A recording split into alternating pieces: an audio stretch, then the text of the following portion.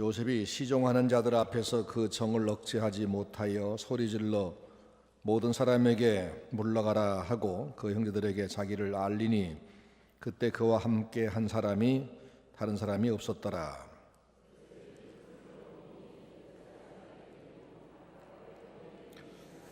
요셉이 그 형들에게 이르되 나는 요셉이라 내 아버지께서 아직 살아 계시니까 그 형들이 그에게 그 앞에서 놀라서 대답하지 못하더라. 요셉이 형들에게 이르되 내게로 가까이 오소서. 그들이 가까이 가니 이르되 나는 당신들의 아우 요셉이니 당신들이 애굽의 판자라. 당신들이 나를 이곳에 팔았다고 해서 근심하지 마소서. 한탄하지 마소서. 하나님이 당신의 하나님의 생명을 구원하시려고 나를 당신들보다 먼저 보내셨나이다. 이 땅이 2년 동안 흉년 들었으나 아직 5년은 밭가리도 못하고 추수도 못할지라. 하나님의 큰 구원으로 당신들의 생명을 보존하고 당신들의 후손을 세상에 두시려고 나를 당신들보다 먼저 보내셨나니 그런즉 나를 이리로 보낸 이는 당신들이 아니요 하나님이시라. 하나님이 나를 바로에게 아버지로 삼으시고 그 온 집의 주를 삼으시며 애굽 온 땅의 통치자로 삼으셨나이다. 당신들은 속히 아버지께로 올라가서 아뢰기를 아버지의 아들 요셉의 말에 하나님이 나를 애굽 전국의 주로 세우셨으니 지체 말고 내게로 내려오사.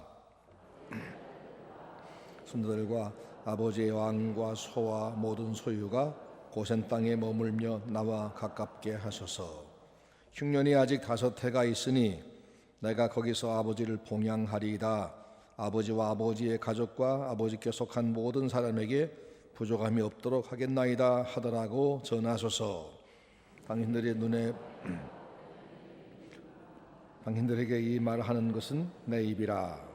당신들은 내가 애굽에서 누리는 영화와 당신들이 본 모든 것을 다 아버지께 고하고 아뢰고 속히 모시고 내려오소서 하며 자기 아우 베냐민의 목을 안고 우니 베냐민도 요셉의 목을 안고 우니라. 같이 읽습니다. 요셉이 또 형들과 입맞추며 안고 우니 형들이 그제서야 요셉과 말하니라. 아멘. 창세기에서 족장들의 그 삶과 신앙을 돌아보는 말씀을 쭉 오후 시간 나누는데 오늘은 31번째 시간입니다. 다음 주까지 이 설교를 마치겠습니다. 오늘은 형제들을 용서하는 요셉에 대해서 말씀합니다. 우리는 남북 이산 가족이 재회하는 장면들을 몇 년에 한 번씩 보았습니다. 눈물 없이는 볼 수 없는 그런 참 기가 막힌 드라마입니다.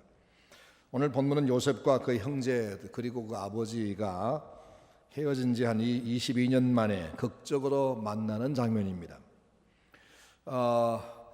애굽으로 팔려가서 노예가 돼가지고 지금 살아있을지 어떤 집에서 죽도록 고생하는 노예로 아직도 살아가고 있을지 모를 그 요셉이 애굽의 총리가 되어 있었고 그가 초대를 해서 그래서 온 가족이 애굽에 올라가서 요셉을 만나는 단순한 재회가 아니라 하나님께서 만드신 엄청난 재회입니다. 오늘 여기서 하나님이 하시는 몇 가지 일을 보겠습니다. 첫째는 이스라엘의 역사를 만들어 가시는 하나님입니다. 하나님이 당신의 역사를 이끌어 가시는데 이스라엘을 이끌어 가시는데 쓰신 인물이 둘이 있는데 요셉과 모세입니다. 요셉은 이스라엘을 애굽에 데려가서 번성케 한 기반을 놓은 사람이고 모세는 한 민족이 만들어진 다음에 하나님의 일을 위해서 거기서 끌어낸 인물입니다. 그 당시 이 주변에는 많은 부족들이 있어서 그 당시 겨우 70명에 불과한 작은 한 가족이 생존하는 것은 너무 어려웠습니다. 언제와 누가 이들을 치고 빼앗고 괴롭힐지 모르는 상황이었습니다. 근데 하나님은 야곱의 12아들 그들이 손자 정손자를 낳아서 한 70명쯤 되어 있는 이 작은 부족 이들을 하나님이 쓰실 한 민족으로 만들기 위해서 애굽으로 들여보내시는데 하나님이 흉년이라는 도구를 사용해서 그들을 애굽 땅에 들여보내시고 거기서 정착하고 번성하게 만들기를 시작하십니다. 요셉을 애굽의 총리로 임명한 애굽 왕 바로는 요셉의 가족들에게 고센 땅을 분양해 줍니다. 그 땅은 유목민이 살기에 아주 적합한 땅이고 또 당시 애굽은 세계 최강대국이었기 때문에 그 바로 왕의 수하에 들어가면 누구도 그를 함부로 할 수가 없기 때문에 철저히 보호를 받는 신분이 되어서 이 약소한 한 부족이 살아남은 데는 너무나 좋은 땅입니다. 그래서 당시의 애굽은 이스라엘에게는 인큐베이터 같은 그런 곳이었습니다. 하나님이 거기다 집어넣으신 겁니다. 아주 약하니까, 자기들 스스로 생존할 수 없을 만큼 약하니까 하나님이 강한 나라의 품속에 쏙 집어넣어서 거기서 목축을 마음껏 하게 하시고, 그들이 목축한 것은 애굽 사람들이 그걸 다 사주니까, 털이며 젖이며 고기며 다 사니까 뭐 팔로가 무진장합니다. 그래서 이들은 잘 살기도 하고 안전하기도 한 그런 인큐베이터가 되는 것입니다. 이스라엘 거기서 드디어 하나의 민족이 되었고, 나중에 모세가 나타날 때는 250 내지 한 400만 명이 되는 한 민족이 됩니다. 하나님께서 약속하신 그 민족이 됐을 때 하나님은 당신의 또 다른 종 모세를 보내서 그를 데리고 약속의 땅으로 가게 하시죠. 야곱과 함께 애굽 땅에 내려간, 애굽 땅으로 들어간 그 12 아들이 12지파의 조상이 되고, 그 12지파가 이스라엘의 기초가 되지요. 하지만 이 12를 하나님이 쓰시기 전에 이 12사람들을 거기 들어보내서 번성케 기반을 닦아주기 전에 먼저 할 일이 있었습니다. 그것은 뭐냐 하면, 지나간 여러 해 전에, 한 7, 8년 전에, 9년 전에 이 형제들이 요셉을 팔아먹었던 그 죄에 대한 회개를 해야 했습니다.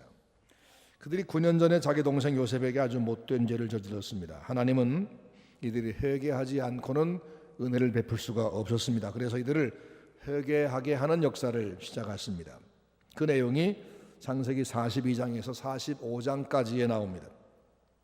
42장에서 45장까지 내용은 단순히 요셉이 그동안 헤어졌던 형제들을 만나는 그 절차, 그 과정을 얘기하는 것이 아닙니다. 하나님이 그들을 회개시키는 그런 과정입니다. 하나님, 그분이 이제 이들을 만나는 준비를 시키십니다. 그 만남의 준비로 기근을 썼습니다. 창세기 42장에 들어가기 전에 41장 마지막 구절이 이렇습니다. 각국 백성도 양식을 사려고 애굽으로 들어와 요셉에게 이르렀으니 기근이 온 세상에 심함이었더라. 애굽 나라만 아니라 그 주변 전체가 다 같은 가뭄을 만나서 곡식이 없습니다. 애굽이란 나라는 7년 풍년 동안, 이미 지나간 7년 풍년 동안에 곡식을 많이 준비를 해놨습니다. 요셉이 총리로 앞으로 다가올 7년 대흉년을 알기 때문에. 근데 그 바깥의 나라는 그걸 알 리가 없죠. 그러니까 있을 때 그냥 막 먹고 써버렸습니다. 그래서 흉년이 겨우 2년밖에 안 지났는데 감당을 못합니다. 그래서 주변 모든 나라가 애굽으로 양식을 사러 갔습니다. 바로 그 무리 중에 야곱의 아들들, 요셉의 형들이 끼어 있었습니다. 42장 1절부터 봅니다. 때에 야곱이 애굽에 곡식이 있음을 듣고 아들들에게 이르되 너희는 어찌하여 서로 관망만 하느냐.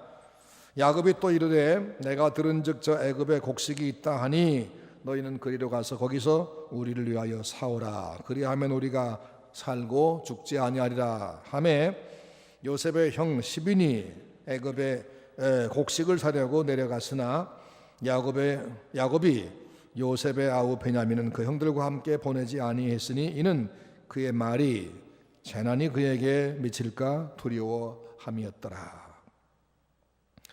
아버지 야곱이 흉년에 먹을 곡식을 사라고 자식을 보내는데 마지막 아들 베냐민은 안 보냈다. 왜냐하면 지난번에 이 형들에게 보냈다가 요셉도 행방불명돼 버렸으니까 이 막내 아들도 그럴까 모르겠다. 배다른 것을 알거든요. 요셉과 베냐민은 한 배 아닙니까? 그래서 아들들을 지금 믿지 못하고 있습니다. 그래서 베냐민은 놔두고 나머지 10아들만 보냅니다. 5절입니다. 이스라엘의 아들들이 양식 사러 간 자 중에 있으니 가나안 땅에 희근이 있음이라. 때에 요셉이 나라의 총리로서 그 땅 모든 백성에게 팔더니 요셉의 형들이 와서 그 앞에서 땅에 엎드려 절하매 요셉이 보고 형들인 줄 아나 모른 체하고 엄한 소리로 그들에게 이르되 너희 어디서 왔느냐? 그들이 이르되 곡물을 사려고 가나안에서 왔나이다. 형들이 애굽 총리에게 가서 절을 합니다. 총리가 요셉입니다. 뭐가 떠오르지요? 옛날에 요셉이 꿈을 꿨었지요. 그 꿈이 뭐였습니까? 곡식단들이 자기가 벤 곡식단 주위로 삥 둘러서더니 절을 했다는 거지요. 나중에 또 꿈을 꿨는데 해와 달과 별 11개 별이 자기 별에게 절하더라 하는 꿈을 꾸었었지요. 형들은 꿈에도 생각 못한 일인데 지금 그들은 자기가 팔아먹은 요셉 동생한테 무릎 꿇고 절을 하고 있습니다. 자기들이 팔아먹은 노예가 애굽의 총리가 된 줄은 꿈에도 모르는 일이죠. 더구나 요셉은 자기 신분을 노출하지 않으려고 일부러 그들과 자기 사이에 통역을 세웠습니다. 다 알아들으면서도 통역을 세웠습니다. 42장 22절 말씀, 르우벤이 그들에게 대답하여 이르되 내가 너희더러 그 아이에게 득죄하지 말라고 하지 아니했느냐? 그래도 너희가 듣지 아니했느니라. 그러므로 그의 핏값을 내게 되었도다 하니 피차간에 통역을 세웠으므로 그들은 요셉이 그 말을 알아들은 줄을 알지 못하더라. 요셉의 그 상황이 지금 그 르벤이 그 상황이 이상하게 돌아가는 곳은 옛날에 요셉 팔아먹은 죄값을 우리가 지금 치르고 있다라고 지금 말하고 있습니다. 꿈에도 있을 수 없는 일인데 하나님은 하실 수 있는 일이지요. 하나님은 하십니다. 요셉은 그들에게서 지금 뭔가를 하나 확인하고 싶습니다. 뭐죠? 아버지 안부도 알아내야 되겠고 자기 동생 베냐민의 안부도 알고 싶고, 하지만 더 알고 싶은 게 있습니다. 그때 자기를 팔아먹은 형들이 변했나, 그때 그 모습인가, 그걸 보고 싶은 겁니다. 그래서 형들을 떠봅니다. 42장 9절, 요셉이 그들에게 이르되 너희는 정탐들이다. 이 나라의 틈을 엿보려고 왔느니라. 애막에 지금 막 누명을 씌웁니다. 너희놈들 간첩이지. 그러자 그들 말합니다. 그들이 이르되 내 주여 아니니이다. 종들은 곡식을 사러 왔나이다. 우린 다 한 사람의 아들로서 독실한 자니 종들은 정탐이 아니니이다. 요셉이 그들에게 이르되 아니라 너희가 이 나라의 틈을 엿보러 왔느니라. 막 자꾸 뒤집어 씌웁니다. 옛날에 형들이 요셉을 아버지의 스파이로 몰았습니다. 그래서 그를 죽이려다가 팔아먹었습니다. 근데 오늘은 지금 요셉이 형들을 스파이로 몰고 있습니다. 멋진 역전입니다. 그들은 아니라고 말합니다. 우리는 한 아버지의 아들들입니다. 우린 형제입니다. 그리고 우린 독실하게 살고 있습니다. 그러니까 그러면 너희들 말이 맞는지 내가 확인해야 되겠다. 너희들이 형제가 또 있다면서 그럼 내 막내 동생을 데리고 와봐. 그럼 내가 믿을 테니까. 이렇게 이제 동생을 데려오라고 그럽니다. 이때 동생 요셉의 심정이 어땠을까요? 정말 그때 당한 일을 복수할 결심이었을까요? 그건 아니지요. 요셉은 그런 사람이 아니었습니다. 정말 자기 동생이 어떻게 지내는지 알고 싶었습니다. 그리고 형들이 그때 그 태도를 바꾸었는지 아니면 지금도 그 모양으로 사는지 그걸 확인하고 싶었습니다. 복수하려면 얼마든 할 수 있습니다. 그들을 거기 잡아 가두어도 상관없고 애굽의 총리가 그들을 다 죽여도 누가 항의하겠습니까? 노인네 하나만 집에 남아있는데 항의할 사람이 있습니까? 저희 나라가 있습니까? 지금 이스라엘은 나라가 없습니다. 겨우 70명 가족일 뿐입니다. 요셉은 복수가 아닙니다. 용서를 위해서 준비하고 있는 겁니다. 처음에는 그들 전부를 다 가두고 나서 한 사람만 가서 막내를 데려와라 그랬었습니다.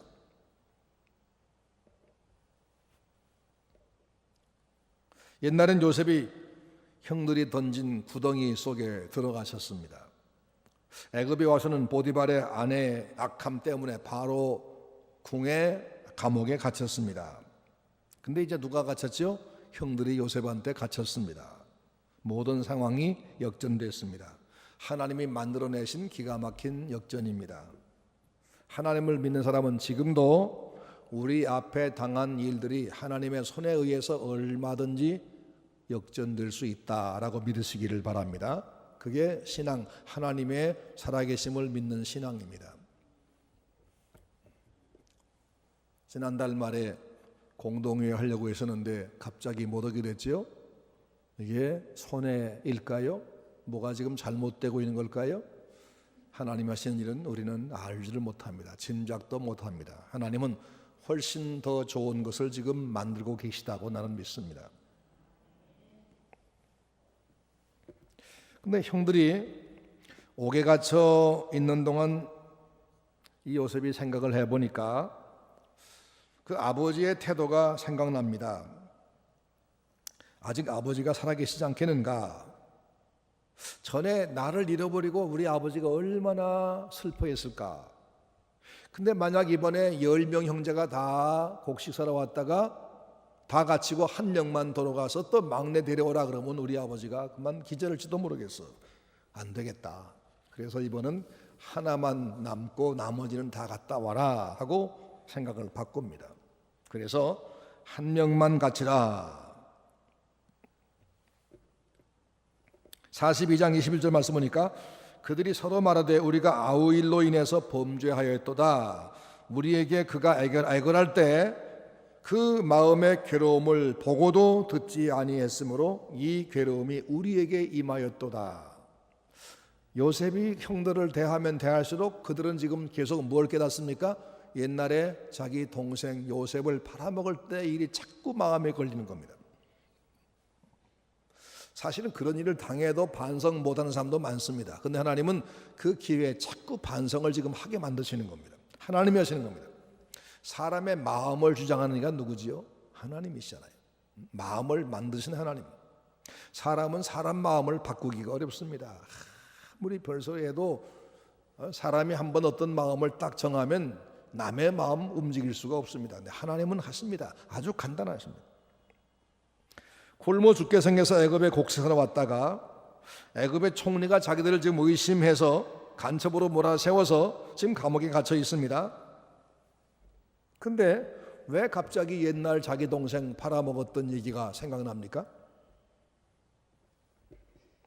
사람은 자신이 어떤 피해를 입으면 혹 과거에 자기가 했던 잘못이 떠오를 수 있습니다.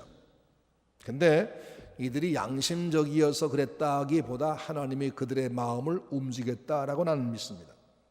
하나님이 하신 겁니다. 회개도 하나님이 일으켜 주셔야 하는 겁니다. 여러분, 하나님이 바로의 마음을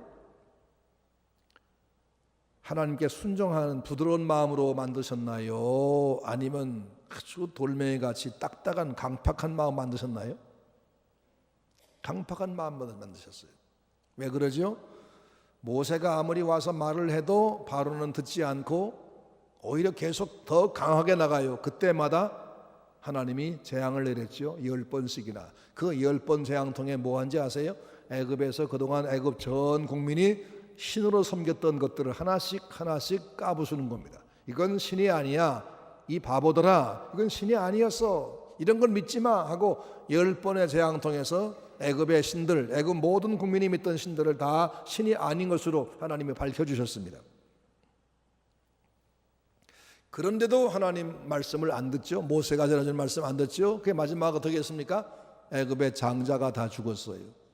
그런데 장자가 죽던 날 밤에 이스라엘 사람들은 양을 잡아서 대신 죽이고 그 양의 피를 문에 바르고 양고기를 구워 먹었더니 하나님이 이스라엘 사람들은 그날 밤에 아무도 죽지 않게 했을 뿐 아니라 애굽 왕이 그걸 보고 그때서 비로소 마음이 흔들려 떨려가지고 당장에 나가라.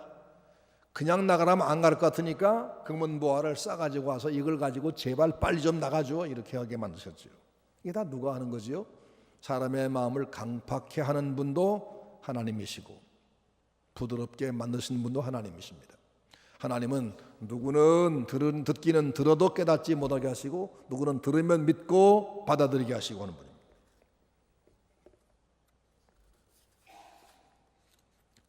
요셉은 통역이 필요 없습니다. 그들이 하는 말을 다 듣습니다. 가만 듣고 들으니까 자기들 지금 옛날 얘기하면서 네가 그때 뭐 그러지 말았어야 되는데 네가 했다고 서로 얘기하면서 자책을 하고 있는 겁니다. 요셉은 그 모습 보면서 눈물이 났습니다. 아, 형들이 달라졌구나. 이젠 아니구나. 그래서 용서하기 시작합니다.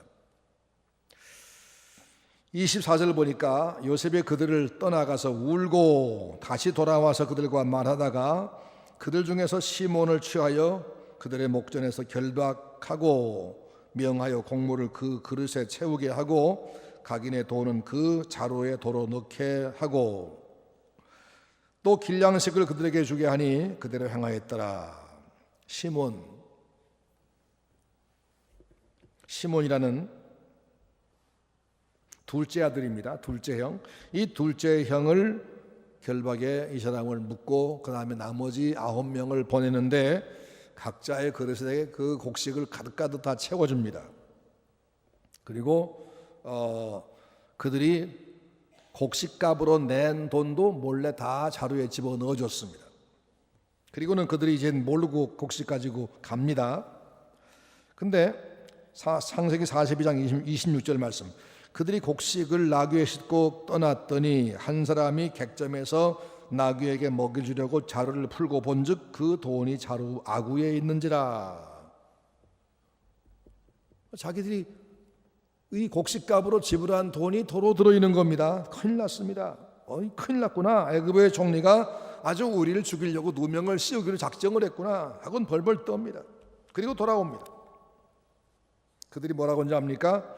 그들이 혼이 나서 떨며 서로 돌아보며 말하되 하나님이 어찌하여 우리에게 이 일을 행하셨는고. 이들은 이 지금 위급한 일, 답답한 일 당할 때 하나님을 생각했습니다. 아하, 하나님이 하시는 일이구나. 하나님이 왜 이렇게 하실까? 과거의 죄악 때문에 그때 그 죄를 하나님이 지금 우리에게 벌 주고 계신 거구나. 우리가 어떻게 용서받을 수 있을까? 비로소 하나님 앞에 용서를 빌게 되겠지요. 이렇게 하나님은 회개하는 과정을 지금 만들어 가시는 겁니다.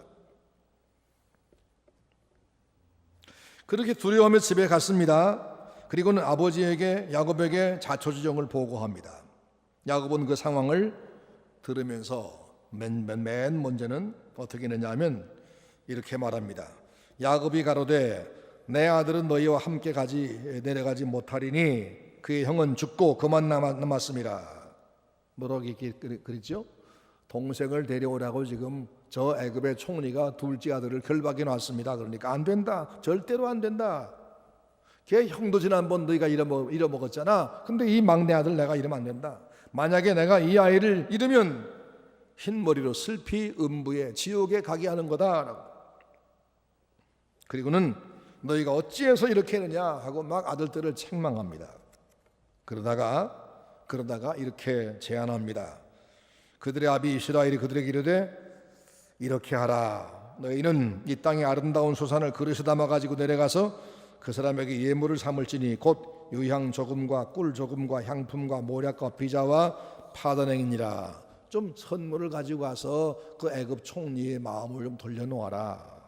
그러면서 이렇게 말합니다. 전능하신 하나님께서 그 사람 앞에서 너희에게 은혜를 베푸사 그 사람으로 너희 다른 형제와 베냐민을 돌려보내게 하시기를 원하노라. 하나님이 은혜를 베풀어서 내 막내 동생 데려가면 내 막내 동생과 갇힌 둘째도 다 돌려보내게 해주시기를 원한다. 근데 그 다음 말씀, 내가 자식을 잃게 되면 잃으리로다. 그렇게 말합니다. 할 수 없다. 전능하신 하나님께서 은혜 베푸시기를 바랄 뿐이고 그 총리의 말대로 할 수밖에 없지 않느냐. 포기하고 하나님께 맡깁니다. 야곱은 변했습니다. 옛날 같으면 그렇게 포기할 요셉이 아니죠. 야곱이 아니죠. 야곱은 얼마나 악착스럽고 얼마나 대단한 사람입니까? 그런데 지금 하나님께 맡겨버리고 아들, 큰아들도 둘째 아들도 막내 아들도 다 맡겨버리자. 그래서 형들이 베냐민 데리고 애굽에 다시 옵니다. 요셉의 집으로 오매 그들이 그 집으로 들어가서 그 예물을 그에게 드리고 땅에 엎드려 절하니 요셉이 그들에게 안부를 물으며 이르되 너희 아버지 너희가 말하던 그 노인이 안녕하시냐? 지금까지 생존하셨느냐?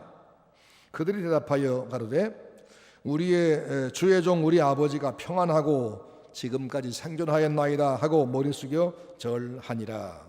요셉이 눈을 들어 자기 어머니 아들 자기 동생 베냐민을 보고 이르되 너희가 내게 말하던 너희 작은 동생이냐?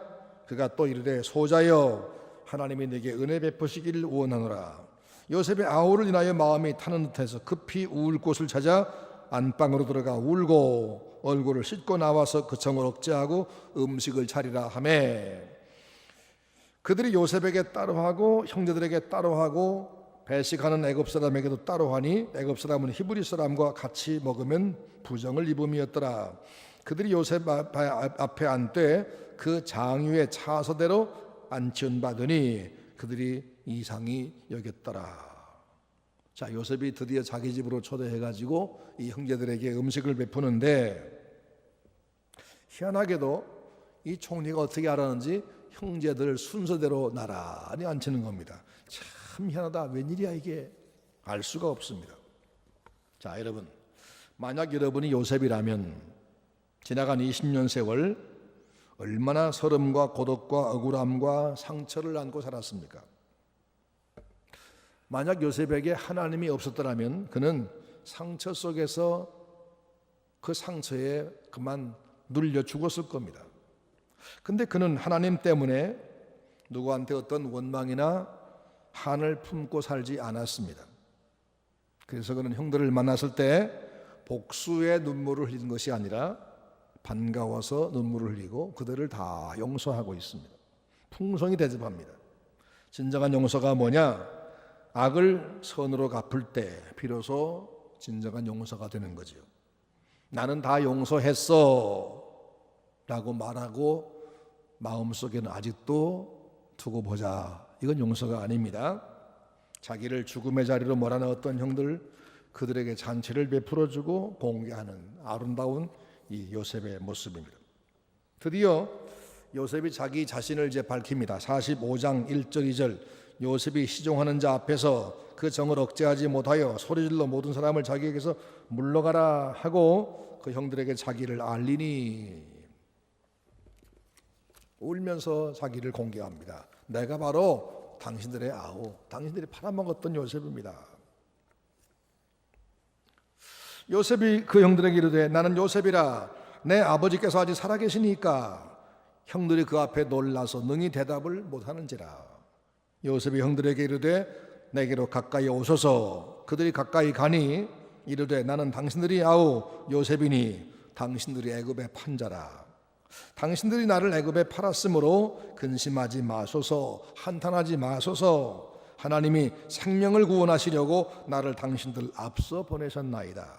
이 땅에 2년 동안 흉년 들었으나 아직 5년은 기경도 못하고 추수도 못할지라. 하나님이 큰 구원으로 당신들의 생명을 보존하고 당신들의 후손을 세상에 두시려고 나를 당신들 앞서 보내셨나이다. 이 요셉의 해석을 좀 보세요. 너희들은 나를 죽이려고 했지만 나는 절대 안 죽어. 난 절대 안 죽어. 내가 너를 가만두나 보자 이렇게 한 게 아니라 사실은 그것 때문에 걱정할 거 없습니다. 한탄하지 마십시오. 나를 여기로 보낸 이는 당신들이 아니고 형님이 아니고 하나님이셨습니다. 그리고 목적이 뭐냐면 당신들을 여기 데리고 와 살게 해주려고 나를 먼저 보낸 거였습니다. 이렇게 해석할 사람이 누굴까요? 뻔히 그렇게 보여도 그렇게 말하지 않겠죠. 왜? 약이 올라서, 미워서. 용서한다고 말은 하지 않았고 내가 용서하겠다 하지 않고 이미 용서해버린 다음에 오히려 좀 위로하고 있습니다. 요셉이 형 듣기 좋으라고 하는 게 아닙니다. 진심이었습니다. 그 순간 이것을 깨달은 것이 아닙니다. 옛날부터 그렇게 생각해 온 것입니다. 자기가 억울하게 애굽에 팔려올 때도 형들 때문에 그랬다고 원망한 게 아니라 하나님이 왜 나를 애굽에 가게 하실까? 그렇게 생각했을 겁니다. 애굽 보디발 집에서 종되었을 때도 왜 나를 이렇게 남의 집 노예가 되게 했나라고 하지 않고 이유가 뭘까? 여기 보내신 이유, 이 집에 종된 이유가 뭘까? 죄 없이 감옥에 있을 때에도 그 이유를 하나님의 뜻에서 찾는 사람이었습니다. 그야말로 진정한 신자입니다. 신자는 하나님을 믿는 사람은 어떤 경우를 당해도 그것의 이유가 될 수 있는 어떤 사람에게 탓을 돌리고 미워하는 것이 아니라 하나님만 바라보는 사람이죠. 하나님만. 그래서 그는 한 번도 좌절한 적이 없습니다. 한을 품고 산 적이 없습니다. 만난 환경을 적극적으로 하나님과의 관계로 해석하고 산 사람이 바로 요셉입니다. 그런 요셉의 삶을 한마디로 말한다면 땅 위의 사건에서 하늘의 섭리를 찾는 사람이었다는 겁니다. 따라해 보겠습니다. 땅 위의 사건에서 하늘의 섭리를 찾는 사람. 네, 그게 신자, 그죠? 그게 신자죠. 하나님이 내 삶의 주인이시다. 참새 한 마리도 하나님이 허락하지 아니하시면 땅에 떨어질 리가 없다. 하물며 내 삶의 이 여정을 하나님이 방치하실 리가 없다. 지금 내가 처한 이 모든 환경은 나를 유익하게 하기 위한 하나님의 섭니다. 이걸 확실하게 믿은 사람입니다.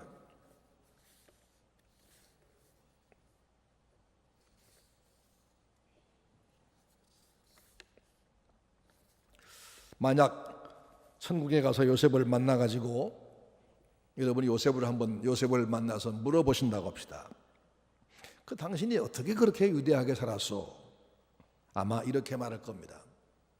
하나님을 사랑하는 자, 곧 그 뜻대로 부르심을 입은 자들에게는 모든 것이 합력하여 선을 이룬다 하신 말씀을 나는 믿었을 뿐이요. 난 그 말씀을 꼭 믿었어. 그랬더니 하나님이 다 하셨습니다. 나는 너무 행복했습니다. 나는 노예로 팔려갈 때도 하나님 믿었기 때문에 흥얼거렸습니다. 보디발 집에 노예가 됐을 때도 하나님 앞에 감사했습니다. 억울하게 감옥 갔을 때에도 저는 절망하지 않고 최선이 무언가를 생각했습니다. 그랬더니 하나님이 이렇게 만드셨습니다. 하나님을 사랑하는 자, 곧 그 뜻대로 부르심을 입은 사람에게는 모든 것이 합력하여 선을 이룬다. 그 말씀을 나는 믿었을 뿐입니다. 여러분도 믿으시기를 바랍니다. 그게 신자입니다. 요셉은 형들을 끌어안고 울었습니다. 형들은 완전히 과거를 드러내고 용서를 빌었고 요셉은 완전히 용서했습니다. 우리가 참으로 하나님 백성답게 살고 싶다면 내 앞에서 일어난 모든 일들을 볼 때 거기를 이렇게 붙잡고 그것을 붙잡고 계신 하나님의 손, 보이지 않지만 믿음으로만 볼 수 있는 하나님의 손을 볼 수 있어야 됩니다. 아니 왜 이렇게 일이 자꾸 꼬이나? 나는 되는 게 없어. 지금까지 늘 그래 왔어. 뭐 보나마나 뻔하지 뭐. 역시 이번도 어려울 거야. 안 될 것 같아. 신자들이 그런 말을 많이 합니다. 그게 신자가 아니죠. 우리가 참으로 하나님의 백성이 되고 싶다면, 하나님 백성답게 살고 싶다면 내 삶 속에서 항상 하나님의 손을 바라보는 생활을 해야 됩니다. 누구의 탓인가가 아니라 하나님의 손을 바라보고 어떤 환경에서도 하나님이 지금 나와 함께 하신다. 그분이 지금 내 앞길을 만들어가는 과정이다. 이렇게 믿으시기 바랍니다. 그리고 하나님 앞에 지은 죄에 대해서는 분명한 회개가 있어야 됩니다.